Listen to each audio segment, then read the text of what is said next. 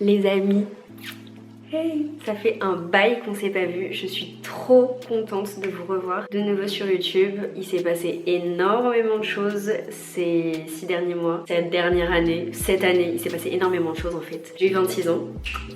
Happy birthday. J'espère que vous aussi vous avez passé un bon anniversaire cette année. S'il n'est pas encore passé, je vous le souhaiterai. Et en attendant, c'est parti pour une nouvelle vidéo. Je me suis pris un petit coussin pour être plus à l'aise. Je suis assise chez moi à Marseille, dans mon salon. Vous m'avez posé quelques questions sur Instagram, donc je vais tâcher d'y répondre le plus honnêtement, naturellement possible, comme vous me connaissez, enjouée, rigolote, naturelle, bref. Let's go. Je vais pas vous mentir, ça fait quand même très bizarre d'avoir deux énormes spots braqués sur moi. Ça m'avait manqué, vous m'aviez manqué effectivement, mais ça me rappelle plein de souvenirs dans ma chambre. Oh, qu'est-ce que j'en ai fait des vidéos dans ma chambre, tout ça date. D'ailleurs, il y a une question. Que dirais-tu à la Chloé de 20 ans? Donc c'était il y a 6 ans. Ça passe tellement vite. Qu'est-ce que je dirais à la Chloé de 20 ans? Bah, il y a 6 ans, jour pour jour, j'étais en voyage à Bali avec ma maman. Oh, ça date. Et du coup, qu'est-ce que je dirais à la Chloé qui est à Bali en train de kiffer? Bah, je lui dirais kiffe bien et vraiment éclate-toi parce qu'à Bali tu vas pas y retourner. Donc profite de ce séjour avec ta maman, profite de ces moments à deux parce que c'est très important de passer des moments avec ses proches. Continue de profiter comme tu le fais, continue de travailler comme tu le fais. Voilà, enjoy Bali. Comment va la vie? Tu as l'air bien plus heureuse et mieux dans ta peau, c'est inspirant. Merci, ça fait plaisir ce genre de commentaires. Comment va la vie? Eh bien très bien les amis.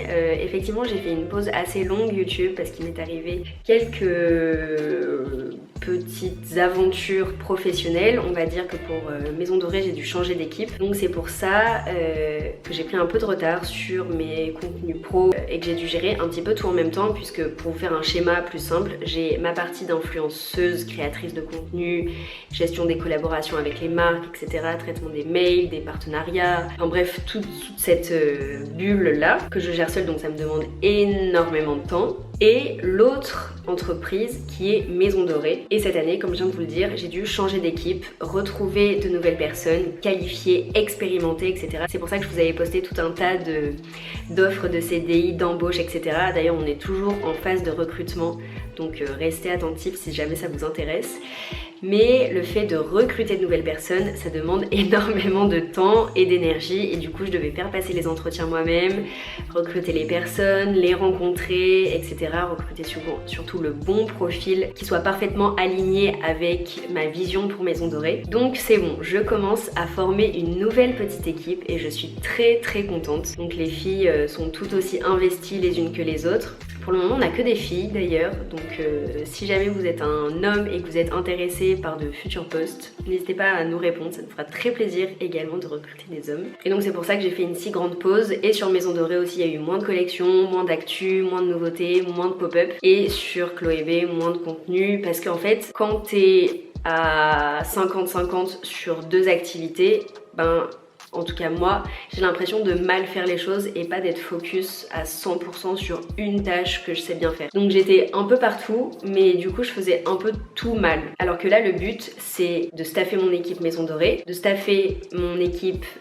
Chloé B, d'avoir des gens avec qui je bosse là-dessus aussi, notamment une content manager qui va m'aider dans toute la création de contenu, la planification des posts, de ma DA, etc. Ça c'est génial, j'ai trop hâte. Pour ensuite me focaliser sur les parties que moi je gère le mieux, donc la création de contenu, la DA et le design des bijoux. Évidemment je reste fondatrice de la marque, donc c'est à moi d'avoir la vision à long terme de l'entreprise, de valider les budgets, de valider les shoots, les opérations, les influenceuses avec qui on travaille, etc. Donc je serai forcément là pour tout ça, mais maintenant je sais que j'ai une équipe et que je peux déléguer, donc ça... Je suis trop contente. Et je vous avoue que cette année, quand je m'endormais, j'étais très stressée. Et là, du coup, d'avoir cette nouvelle équipe qui va pouvoir m'alléger, me porter vers le haut, et on va toutes d'ailleurs se porter vers le haut mutuellement, ça va me faire beaucoup de bien. C'est pour ça que du coup, I smile now. Quelle est la chose dont tu es la plus fière? Je pense que ça rejoint un petit peu ce que je viens de vous dire, mais d'avoir construit une équipe pour ma marque. Ça, les gars, je suis contente. parce que au début j'ai vraiment pensé à Maison Dorée parce que j'aimais bien dessiner des petits bijoux, j'aimais bien les piercings, j'aimais bien le système d'entrepreneuriat, de commerce, etc., de création de sites. J'ai toujours adoré ça et je me suis dit je vais lancer Maison Dorée, je suis sûre que ça va vous plaire parce que je connaissais vos goûts, etc. Mais j'avais absolument pas fait de business plan. Enfin, c'était un peu aléatoire, on va dire. Sauf que l'activité a explosé, ça a super bien marché d'un coup. Et du coup, j'ai eu besoin quand même de me staffer et d'avoir une équipe et d'embaucher des personnes. Et je pense que ça, d'avoir construit vraiment tout un univers de marque, une vraie plateforme de marque et d'avoir une équipe qui travaille avec moi et qui a la même vision que moi sur Maison Dorée, ça j'en suis très fière. Et une autre chose dont je suis très fière aussi, c'est que vous aimez et que vous portez les bijoux que je dessine. Et quand je vous vois dans la rue avec des petites boucles d'oreilles, des colliers, des bagues, je suis là mais elle porte une Maison Dorée, regarde. Noémie me demande si j'ai envie d'habiter à Paris. Alors comme vous l'avez peut-être bien remarqué, je suis très présente ces derniers temps à Paris puisque mon chéri habite à Paris. Donc oui, j'ai un nouveau chéri, je vous l'avais déjà un petit peu dit sur Insta. Est-ce que j'ai donc envie d'habiter à Paris? Oui, j'aimerais bien, mais je ne veux pas quitter Marseille. Ça ne sera pas du full time puisque j'ai quand même besoin d'être présente à Marseille, de voir mes proches, de voir ma famille, de travailler au bureau puisque mes équipes Maison Dorée, mon bureau Maison Dorée, tout est ici, basé à Marseille. Donc j'ai absolument besoin de venir me ressourcer et de venir bosser ici à Marseille. Donc ce sera pas quelque chose de full time à Paris comme je viens de dire, mais ce sera toujours un petit peu entre les deux comme ce que je fais actuellement, sauf que j'aurai peut-être un appartement à moi par exemple pour être quand même plus à l'aise plutôt que d'arriver avec mes grosses valises à chaque fois chez mon mec et qu'il soit là, oh mon dieu, où est-ce qu'on va encore ranger toutes ces affaires. Donc pour que tout le monde soit heureux, détendu et qu'il respire la joie de vivre, je pense qu'à un moment il faudra que j'ai un petit pied-à-terre à Paris. En fait je suis en recherche depuis assez longtemps mais il n'y a pas énormément d'offres donc je continue les recherches. Mais je compte bien trouver donc d'ici la fin d'année, début 2023, j'espère. Toujours dans cette optique de vivre entre les deux villes, Clara me demande si j'aimerais adopter un animal de compagnie. Du coup, je pense pas que ce soit viable avec mes deux localisations. En tout cas, le petit chien que vous voyez très régulièrement dans mes stories, le petit Soho, c'est le chien de ma maman et il est adorable. C'est un teckel canine chaîne à poil dur. Mais il est beau, mais il est trop mignon. Annabelle me demande, peux-tu nous expliquer pourquoi tu estimes que cacher ta relation sur les réseaux est préférable? Alors effectivement, je la montre absolument pas sur les réseaux. C'est juste que j'ai envie de garder ce petit jardin secret pour moi. Je suis très contente de mon chéri, de notre relation et je pense que c'est la relation qui me convient le mieux. On est très épanouis, très fusionnels, on s'entend super bien, on s'embrouille jamais, il est très mature et il m'apporte plein de choses, il me nourrit de plein de choses donc merci pour ça. Et je pense que j'ai aussi grandi avec lui, j'ai pris vraiment en maturité donc je suis très contente. Merci. Parce que je vois par exemple un mec de 26 ans, il serait ultra immature. Enfin, je trouve que nous les filles, on est quand même beaucoup plus matures. Alors je sais pas, peut-être que j'ai rencontré les mauvais garçons de 25-26 ans, mais on a quand même tendance, nous les femmes, à être un petit peu plus réfléchies, matures, etc. J'en sais rien, peut-être que j'ai pas rencontré les bons mecs de 26 ans, ça doit être ça. Et du coup, tout simplement, pourquoi je ne montre pas ma relation sur les réseaux? Parce que j'ai envie de la préserver, j'ai envie de nous préserver, notre petit cocon. Non pas que les réseaux apportent que du négatif, au contraire, il y a énormément de positif aussi.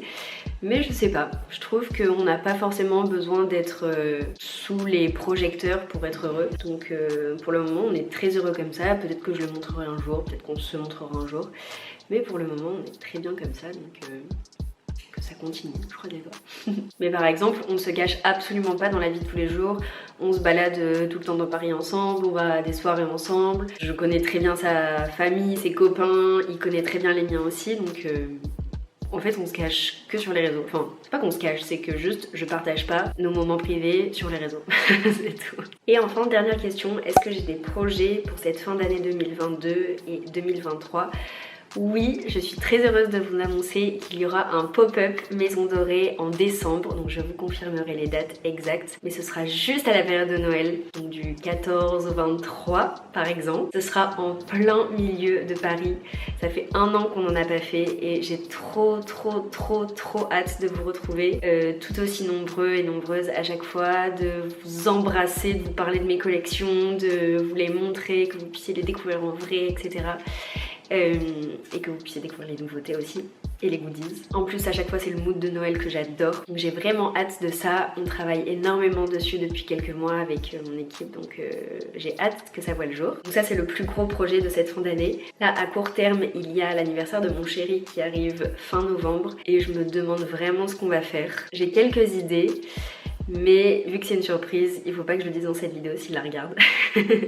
Donc si vous avez des idées, envoyez-moi en DM, envoyez-moi des petits trucs. Mais je vous aimerais bien peut-être un voyage, un truc un peu wow, genre wow. Donc dites-moi si vous avez des idées, fin novembre. Et voilà les amis, merci d'avoir passé un petit moment en ma compagnie. J'espère que vous aurez apprécié cette petite vidéo et surtout j'ai hâte d'en refaire d'autres, de m'organiser et d'être ponctuelle à chaque sortie de vidéo. Donc là je vais essayer d'en filmer 2 d'avance. Finger crossed. Je vous fais de gros bisous et on se retrouve bientôt dans une prochaine vidéo. Bye!